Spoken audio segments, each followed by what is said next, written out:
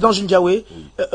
quand on observe depuis l'avènement des crypto-monnaies en République centrafricaine, un certain acharnement, que ce soit en interne mais également en externe, est-ce du fait que ces crypto-monnaies-là, en tout cas leur arrivée ou bien leur conseil, est associé à un nom qui, pour ma foi, semble être combattu. Je vais le nommer. Le Camerounais Émile Parfessim est associé à la venue des crypto-monnaies du côté de la République centrafricaine. Pourquoi son nom dérange autant et pourquoi autant d'acharnement? Vous posez une question pertinente. Vous posez une question pertinente. Quand on refuse que les intelligences africaines s'associent pour le bien de l'Afrique, ça donne ce que ça donne. Voilà le résultat que nous avons. Mais, le cas de Sim, il faut l'analyser en profondeur. Et il faut qu'on arrête la désinformation. Sim a lancé le Sangocoin, les Limo, le Simcoin, depuis 4 ans. Ça fonctionnait bien. Les gens ne se plaignaient pas. Les souscripteurs recevaient leurs dividendes conformément au contrat qui les liait. Effectivement, j'en connais d'ailleurs de nombreux. Et puis subitement, Sim ne peut plus payer. Pas parce qu'il ne veut pas payer, mais parce que l'autorité de régulation a pris des dispositions pour que Sim ne puisse plus opérer. C'est-à-dire quoi? Lorsque vous contractez, vous déposez votre argent, vous confiez votre argent à Sim, il va le tourner sur les plateformes de l'économie numérique. Il génère des profits et vous partagez des profits. Et les profits générés doivent vous être reversés. Pas en monnaie numérique, mais en monnaie fiduciaire. Et donc Sim avait un mécanisme de changeabilité, de transfèrement de la monnaie numérique à la monnaie fiduciaire pour pouvoir satisfaire ses contractuels. C'est simplement ce mécanisme qui a été stoppé, coupé, interrompu. Par la COBA. Par la COBA. Lorsqu'il va être victime de cette technique, il va se dire qu'en achetant une coopérative, une société de microfinance, en ayant un agrément de microfinance, il avait résolu le problème. Pire, aussitôt qu'il a eu cette microfinance, le sein des abeilles s'est déversé sur lui. Mais, en poussant, il va falloir que nous qui travaillons sur le sujet, qu'on fasse des efforts, des recherches, pour comprendre le pourquoi du pourquoi. Il va simplement s'avérer qu'une entreprise qui travaille dans le même secteur d'activité est arrivée au Cameroun, a financé la canne, du nom de Binance, a financé la canne, s'est retrouvée à combattre Sim. Concurrence déloyale. Et donc, ce qu'on ne comprenait pas, mais deux entreprises qui opèrent sur le même segment, profitant du vide juridique. Le même vide juridique. Le même vide juridique. Une se retrouve combattue et l'autre a le droit de faire des publicités. Vous voyez juste en ville, vous verrez sur les affiches de Binance partout. Hein. Effectivement. Il y a un problème. On va pousser des recherches avant de découvrir que Binance est cette entreprise à qui le gouvernement français a confié les études et les recherches sur l'implémentation de la crypto-monnaie en France. Suivez mon regard. Recherche faite, nous constatons que Binance est présent dans tous les pays d'Afrique francophone.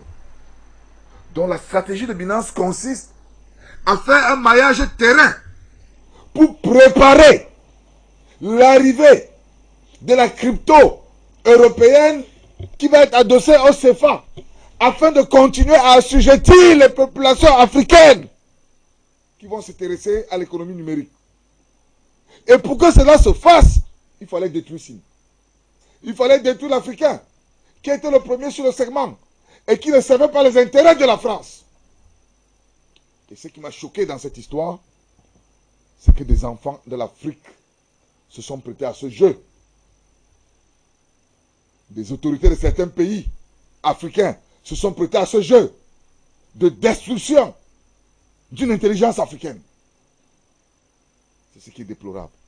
Comme quoi les nègres de maison, ça existe toujours. Et pire, ils ont poussé le bouchon.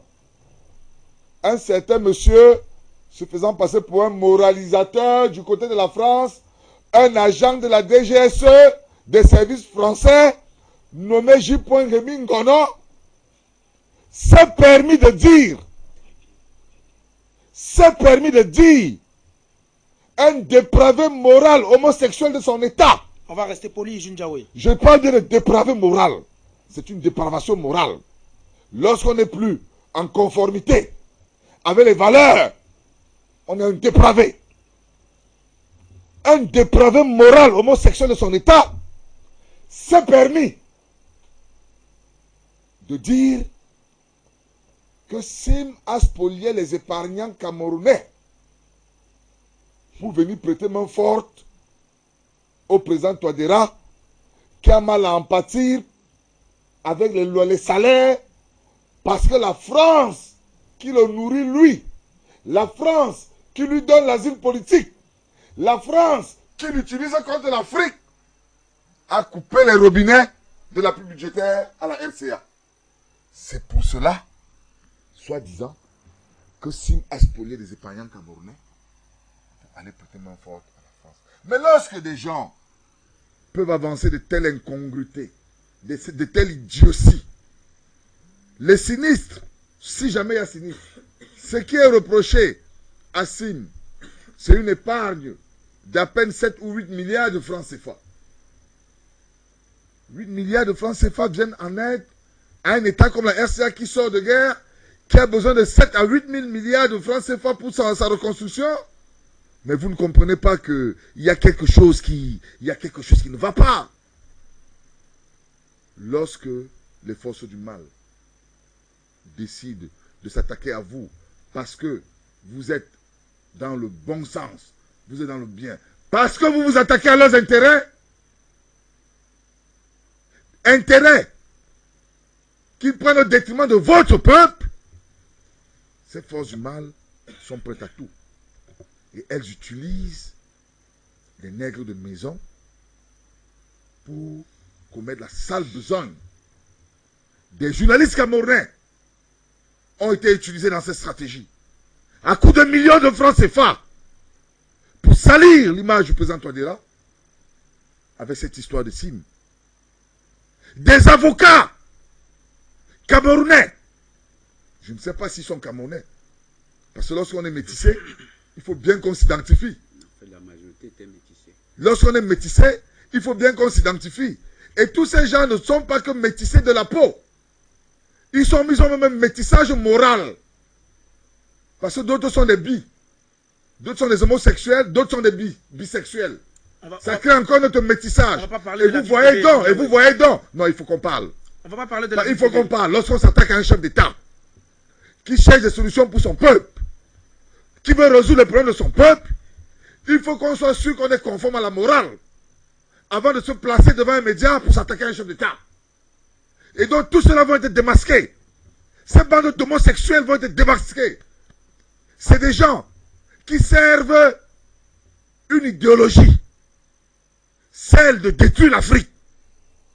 Et qui sont en Afrique, qui tirent tous leurs bénéfices en Afrique, qui gagnent leur vie en Afrique et qui veulent détruire les Africains. Il faut que ça s'arrête. Si la jeunesse africaine ne prend pas le taureau par les cornes pour mettre un terme à ces méthodes, la France colonisatrice, le néocolonialisme va perdurer. Tout à fait. Les nègres de maison doivent être abattus. Il faut les abattre. Peut-être pas physiquement, mais ce que je fais sur les médias aujourd'hui, j'essaie d'abattre les nègres de maison. Intellectuellement. Intellectuellement. Il faut les abattre intellectuellement. Pour que cessent ces manœuvres. Afin que l'Afrique sorte de l'ornière. C'est eux qui sont les agents de relais du néocolonialisme.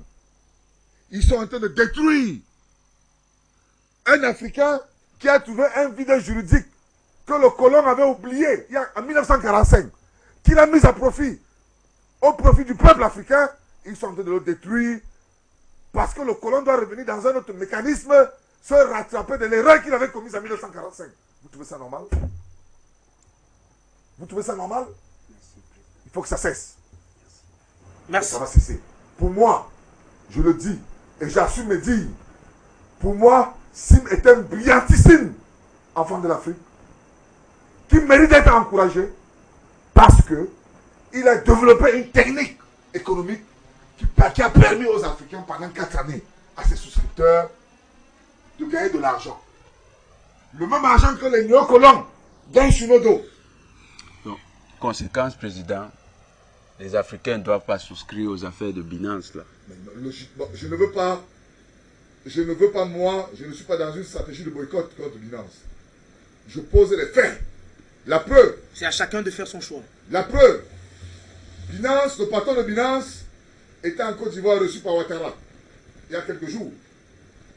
Je vous envoie des éléments si vous ne les avez pas. Quand il a fini, il est parti où? Au Sénégal. C'est qui le Sénégal et la Côte d'Ivoire en Afrique francophone? Et c'est qui le patron? C'est un Chinois, soi-disant un Chinois. Binance c'est entre guillemets une entreprise chinoise. Une entreprise chinoise, mais allez regarder les capitaux. Allez analyser les capitaux de Binance et vous allez tout comprendre. Qu'on cesse de prendre les Noirs, les Africains, pour des cons. On a vendu nos aïeux qui ont servi, qui ont travaillé pour construire l'Occident. On ne va pas nous asservir. C'est fini le temps de l'asservissement.